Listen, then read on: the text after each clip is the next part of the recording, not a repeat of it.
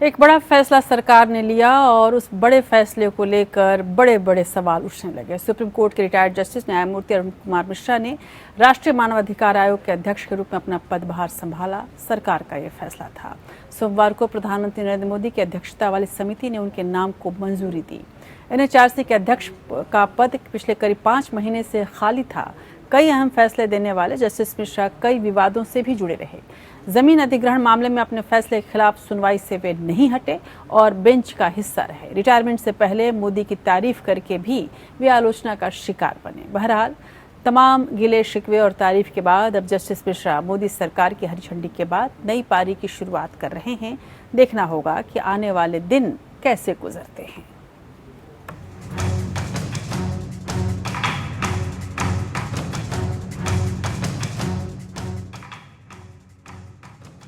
Supreme court के retired जज justice Arun Kumar Mishra को राष्ट्रीय मानवाधिकार आयोग के नए अध्यक्ष के रूप में नियुक्त किया गया है। जस्टिस मिश्रा के नाम की सिफारिश पीएम नरेंद्र मोदी, गृह मंत्री अमित शाह, राज्यसभा के उप सभापति हरिवंश, लोकसभा अध्यक्ष ओम बिड़ला और राज्यसभा में विपक्ष के नेता मल्लिकार्जुन खड़गे के पैनल ने की थी। खास बात यह है कि इस पद के लिए 3 पूर्व मुख्य न्यायाधीशों को भी शॉर्टलिस्ट किया गया था, लेकिन समिति ने जस्टिस मिश्रा को तरजीह दी। NHRC के अध्यक्ष के तौर पर जस्टिस मिश्रा का कार्यकाल 5 वर्ष का होगा। NHRC में अध्यक्ष का पद पिछले 5 महीने से भी अधिक समय से खाली है। जस्टिस HL दत्तू पिछले साल दिसंबर महीने में इसके अध्यक्ष पद से रिटायर हो गए थे। वैसे कूलिंग ऑफ पीरियड के चलन को देखते हुए 5 महीने का वक्त नियुक्ति के लिए बहुत ज्यादा नहीं है। अगर जस्टिस मिश्रा के करियर पर नजर डालें तो जस्टिस अरुण मिश्रा को 1999 में मध्य प्रदेश हाईकोर्ट के अतिरिक्त जज के रूप में नियुक्त किया गया। फिर जब उनकी नियुक्ति परमानेंट हुई तो उन्हें वर्ष 2010 में उनका तबादला राजस्थान हाईकोर्ट में कर दिया गया। 2010 में ही जस्टिस मिश्रा राजस्थान हाईकोर्ट के कार्यकारी मुख्य न्यायाधीश बने और उसी वर्ष उन्हें पूर्णकालिक मुख्य न्यायाधीश भी नियुक्त कर दिया गया। वर्ष 2012 में जस्टिस मिश्रा कोलकाता हाईकोर्ट के मुख्य न्यायाधीश नियुक्त किए गए, लेकिन सुप्रीम कोर्ट में उनकी नियुक्ति लंबित रही क्योंकि 3 बार ऐसे मौके आए जब उन्हें नियुक्त किया जाना था, लेकिन ऐसा नहीं हो पाया और आखिरकार वर्ष 2014 में उन्हें सुप्रीम कोर्ट का जज बनाया गया। जस्टिस मिश्रा विवादों से भी जुड़े और सुर्खियों में भी रहे। जस्टिस मिश्रा तब भी विवादों में आए जब जमीन अधिग्रहण के मामले में उन्होंने फैसला सुनाया था।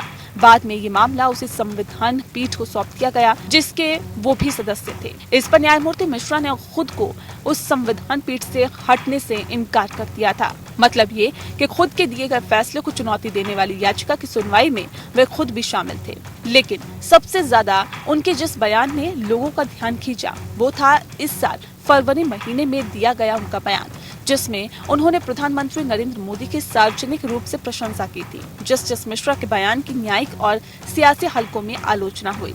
न्यायिक हलकों में ये भी मांग उठी कि जस्टिस मिश्रा सरकार के खिलाफ अपनी अदालत में चल रहे मामलों से खुद को अलग कर लें। वैसे जस्टिस मिश्रा ने कई महत्वपूर्ण फैसले भी दिए, जिसमें प्रशांत भूषण अवमानना मामला, महाकालेश्वर मंदिर शिवलिंग मामला, टेलीकॉम कंपनियों को राहत मामला और आम्रपाली रियल एस्टेट के कई प्रोजेक्ट्स पर भी फैसला करके उन्होंने हजारों फ्लैट्स खरीदारों को राहत भी दी।